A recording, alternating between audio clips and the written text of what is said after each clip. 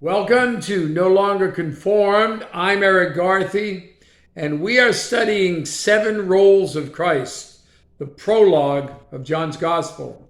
In this session, we'll be looking at John chapter 1 and verse 3. Jesus is the Creator.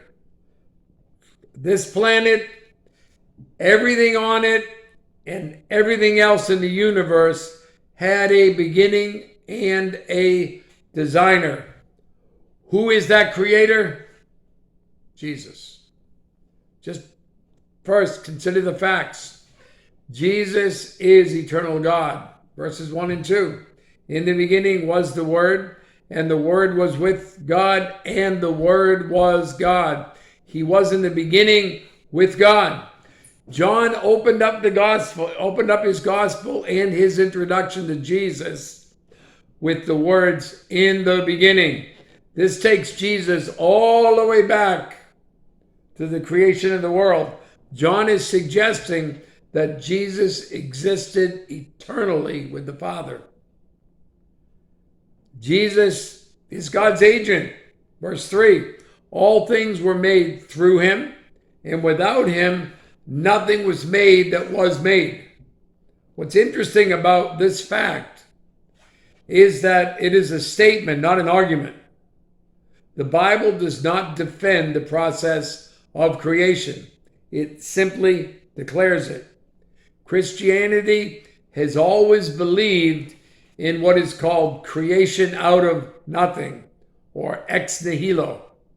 Only God creates something from nothing. He made his own planet out of nothing. All things were made through him. God is the source of all creation, but Jesus is the divine power that brought it into existence or into being. Everything owes its existence to Jesus. Everything you see, the stars, the planets, the sun, the galaxies, the trees, the mountains, the rivers, the oceans, the flowers, the animals, the people, all were created by God through Jesus. The verbs were and was in this verse are in the perfect tense, which refers to a completed act. Creation is finished. Without him, nothing was made that was made. John wants no misunderstanding. Not one thing has its existence that Jesus did not make. Jesus is the creator. And John is not the only one to acknowledge that fact. Paul testified to the same thing, to the same truth. In Colossians 1:16, he wrote, "For by him all things were created that are in heaven and that are on earth, visible and invisible, whether thrones or dominions or principalities or powers. All things were created through him and for him." The writer of Hebrews in Hebrews 1:2, the author of Hebrews made this claim: God has in these last days spoken to us by his Son, who's Jesus, whom he has appointed heir of all things, through whom also he made the worlds. Second, consider the support.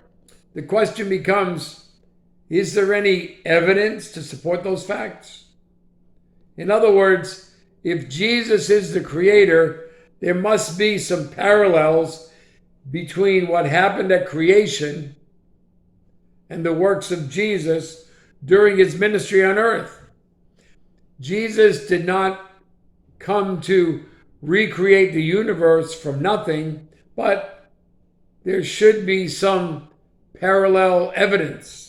Well, let's compare 4 aspects of creation with the works of Jesus. First, God created from nothing or existing materials. Creation involved instantaneously producing matter which didn't previously exist.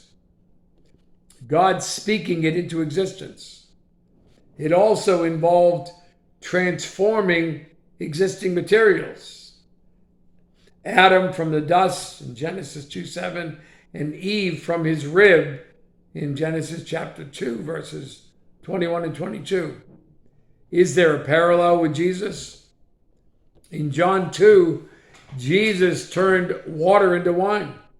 That required the instantaneous creation of carbon atoms and chemical molecules that made up the grape sugar, carbon dioxide, coloring, and whatever else was necessary to produce wine. In John chapter 6, Jesus fed more than 5,000 people from 5 loaves and 2 fish. And he did it again with 4,000 from 7 loaves and a few little fish. Jesus either caused these original items to multiply, or after distributing the original food, he then created new loaves and fish until everyone was fed with 12 basketfuls of leftovers. Either way, this involved not just the creation of the appropriate carbohydrate, protein, and other molecules, but the immediate arrangement into the complex forms and structures needed to make baked bread and fish. In John chapter 9, Jesus healed the blind man. That involved the instant repair of tissues, nerves, muscles, and instantaneous growth or regrowth of healthy cells. The result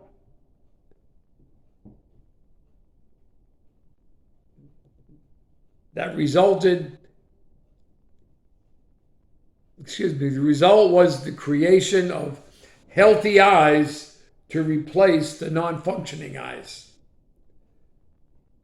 God gave life. Creation involved giving of life to otherwise lifeless matter.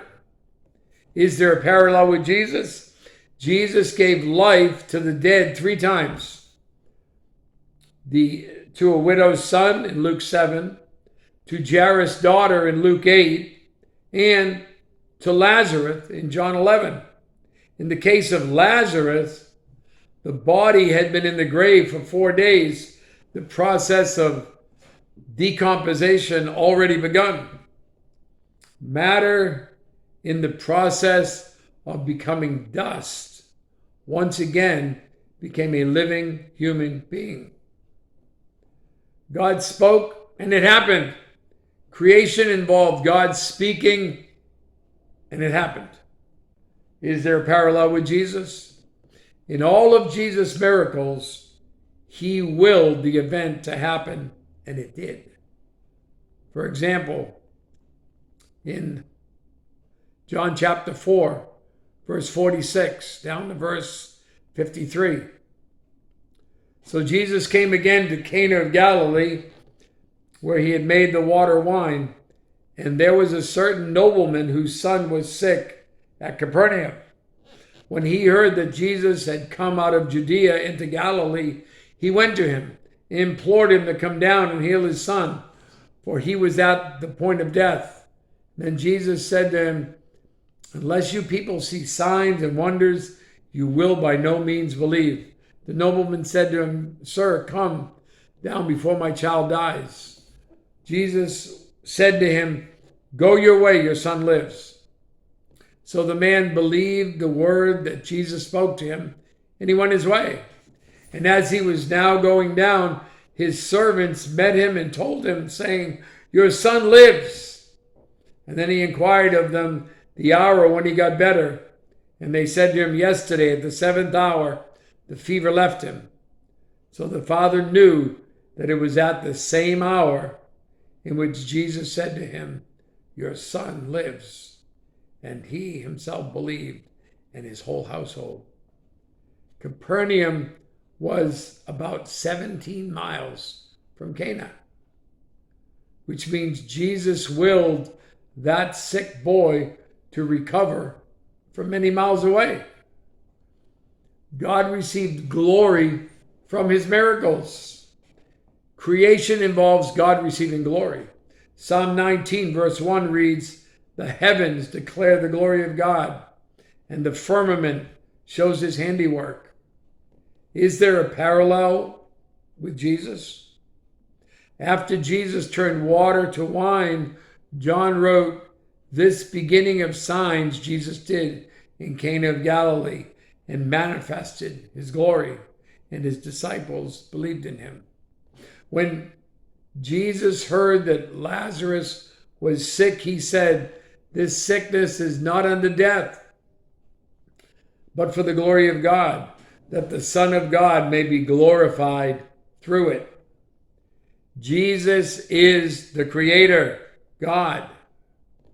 Scripture affirms that during his earthly life and ministry, he did the very things we would expect the Creator God to do. So, what are the implications of Jesus is the Creator? Well, let me suggest a few. Jesus has a claim on all things. This world is not yours, it's God's. It's all his dirt. Everything in existence belongs to him. What right do you have to lay claim to anything in your possession, since Jesus is the Creator? Jesus is incomprehensible. Think about this. Consider the breadth and depth of this universe. National Geographic describes the expanse of the universe this way. Imagine that the thickness of a sheet of paper represents the distance from Earth to the sun, 93 million miles.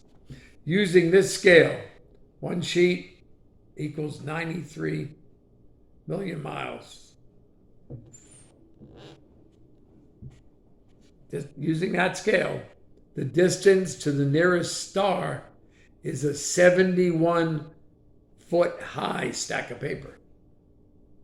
The diameter of our own galaxy is a 310-mile stack of paper, while the edge of the known universe is not reached until that pile of paper is 31 million miles high. God, through Jesus, created all that. How can we think of ourselves as so important? And how can we be so prideful when the vastness of the universe is so beyond our intellectual capacity? Jesus holds us together. Jesus was not only the universe maker, but he holds you together. He is big enough to be aware of all your circumstances, all your problems, all your worries, and all your situations. Have you ever heard of laminin? It's a protein molecule in the human body. Wikipedia describes laminin this way. Laminins are a family of proteins that are an integral part of the structural scaffolding of basement membranes in almost every animal tissue. Laminins are what hold us together, literally. They are cell adhesion molecules. They are what hold one cell of our bodies to the next cell. Without them, we would literally fall apart. They are the rebar of the human body, the glue that holds us together. Paul wrote in Colossians chapter 1, verse 16, 17, all things were created through him and for him. And he is before all things, and in him all things consist. So the question becomes, how can we worry about our struggles, our frustrations, our setbacks, and even life itself when we know that Jesus holds us together. You have a great day.